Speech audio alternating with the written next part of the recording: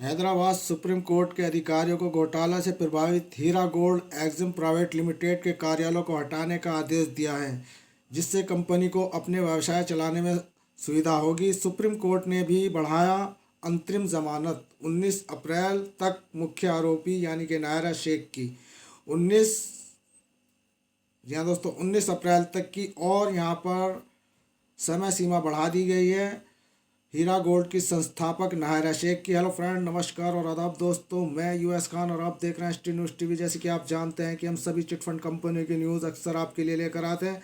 दोस्तों, आज जो हम बड़ी खबर लेकर आए हैं वो हीरा गोल्ड स्कैम से रिलेटेड है, जिसकी संस्थापक नायरा शेख हैं। बड़ी खबर टाइम्स ऑफ इंडिया से है। दोस्तों, जैसे कि आप जानते हैं कि हम जो भी न्यूज़ लेकर आते हैं वो न्यूज़ लेकर आते हैं जो जैन मैन और पक्की न्यूज़ होती है। सुप्रीम कोर्ट ने अधिकारियों को घोटाले के शिकार हुए हीरा गोल्ड एग्जिम प्राइवेट लिमिटेड के कार्यालयों को हटाने का आदेश दिया है। पूरी खबर। हैदराबाद सुप्रीम कोर्ट ने अधिकारियों को घोटाला प्रभावित हीरा गोल्ड एग्जिम प्राइवेट लिमिटेड के कार्यालयों को हटाने का आदेश दिया है, जिससे कंपनी को अपने व्यवसाय चलाने में सुविधा होगी। सुप्रीम कोर्ट ने भी बढ़ाया अंतरिम जमानत 19 अप्रैल तक मुख्य आरोपी नायरा शेख की। जी हाँ दोस्तों, यहाँ पर नायरा शेख को जमानत याचिका बढ़ा दी गई है। पूरी अपडेट। शेख को 22 जनवरी को मुंबई जेल से इस शर्त पर इस जमानत दी गई थी कि शिकायतकर्ताओं की जमा राशि लौटाएं। इस पर जांच एजेंसियों द्वारा 5,600 करोड़ रुपए जमा करने का आरोप लगाया गया है। सुप्रीम कोर्ट ने शुक्रवार को कहा कि हमारे विचार से कार्यालय को अनिश्चित काल के लिए सील करके अब कोई उद्देश्य पूरा नहीं होगा और कार्यालय के तदनुसार याचिकाकर्ताओं को कदम उठाने की सुविधा के लिए डी सील किया जाना चाहिए। जैसा कि हमने देखा है कि यदि आवश्यक हो तो कारोबार चलाना या निवेशकों को संतुष्ट होने की सुविधा प्रदान असंभव है। यह एक ऐसी कार्रवाई है जो उचित होगी। हीरा गोल्ड के वकील ने कहा कि केरल, कर्नाटक और आंध्र प्रदेश में निवेशकों को चेक जारी किए गए हैं और जमानत शर्तों के अनुसार 19 जनवरी को शीर्ष अदालत ने अंतरिम जमानत देते हुए कहा कि नायरा को उन मामलों में सभी शिकायतकर्ताओं की देयदाता को पूरा करना चाहिए आरोप पर दायर किया गया है या शिकायतें की गई हैं। तब सुप्रीम कोर्ट ने कहा कि हमें कुछ खातों में धन का उपयोग किया जाना था। लिखा है कि तब सुप्रीम कोर्ट ने कहा कि जमे हुए खातों को धन का उपयोग किया जाना था और जांच एजेंसियों को सहयोग करने के लिए कहा मामला शुक्रवार को अदालत में आया।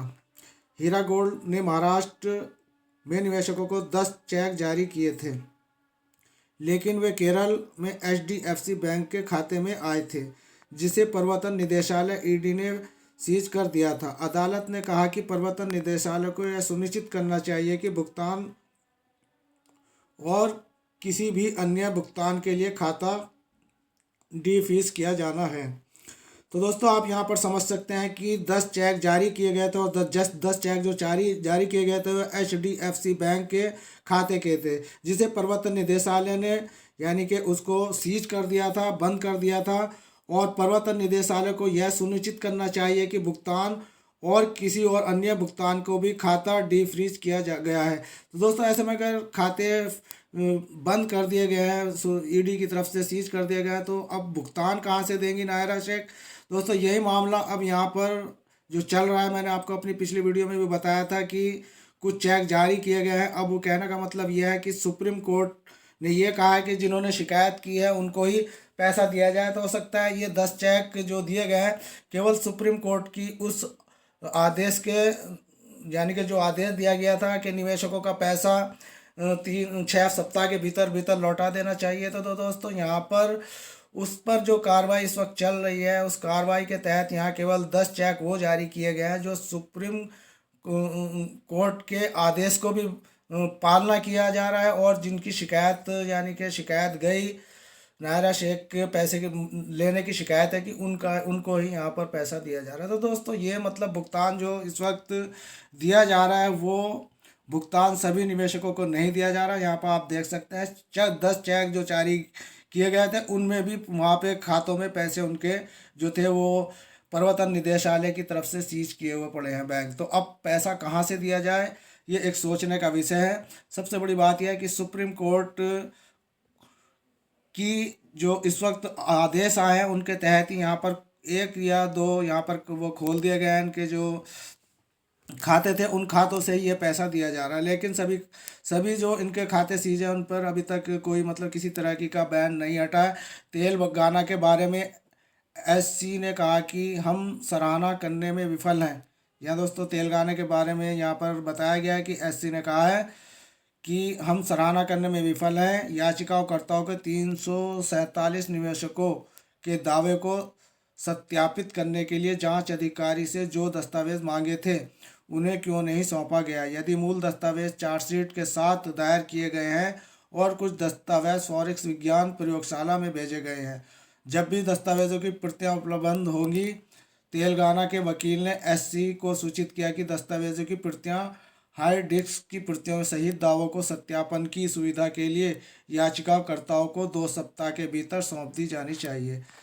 दोस्तों अभी मामला जो है कुछ यहाँ पर साफ तरीके से निवेशकों के हितों में नहीं है। केवल यहाँ पर एक कुछ दिनों के लिए नायरा शेख को अदालत से यानी कि जनवरी में यहाँ पर एक इनको क्या कह सकते हैं कि एक जेल से ज़मानत मिली और उस ज़मानत को जो है अवधि जो अभी बढ़ाई है केवल 19 अप्रैल तक की बढ़ाई गई है। तो दोस्तों ये चल रहा है मार्च और अगला महीना अप्रैल की 19 तारीख को नायरा शेख को फिर जेल में जाना होगा।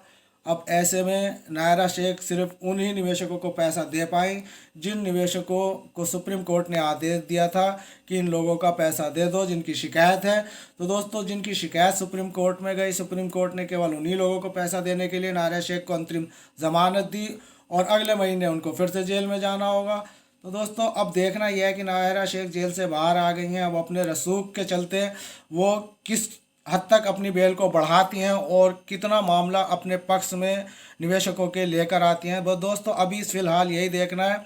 तो दोस्तों जो भी अपडेट आएगी वो हम आपके सम्मुख ज़रूर लेकर आएँ। लेकिन दोस्तों मैं ऐसा नहीं कि आपको इंशाल्लाह माशाल्लाह के जो जुमले इस वक्त यूट्यूबरों के चल रहे हैं उनमें ही आपको मतलब एक पुख्ता यकीन दिलाने की कोशिश करें। पुख्ता यकीन वहाँ दिलाया जाता है जहाँ पर इंसाफ सही तरीके से दिया जाता हो। तो दोस्तों यहाँ पर सुप्रीम कोर्ट ने केवल उन्हीं लोगों को पैसा देने का एक फरमान जारी किया जिन लोगों ने यहाँ पर अपने पैसे की यानी कि पैसे लेने की शिकायत की थी।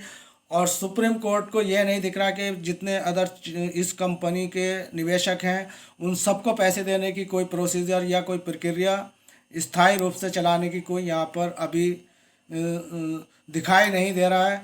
और हो सकता है कि भविष्य में कुछ और अच्छा हमारे सामने रिज़ल्ट आए, क्योंकि फ़िलहाल तो अभी नायरा शेख मैम जो है जेल से बाहर हैं और अब उम्मीद यही जताई जा रही है कि अब ये जिस तरीके से अंतरिम ज़मानत में इनको छूट दी गई है और ज़्यादा छूट मिल जाती है तो हो सकता है कुछ और अच्छा फ़ैसला निवेशकों के हक़ में सुप्रीम कोर्ट की तरफ से ही आ जाए। दोस्तों ऐसे ही हम ऊपर वाले से यानी कि हम अपनी मनोकामना करते हैं। दोस्तों शुद्ध हिंदी बोलने का हमें बहुत शौक़ है।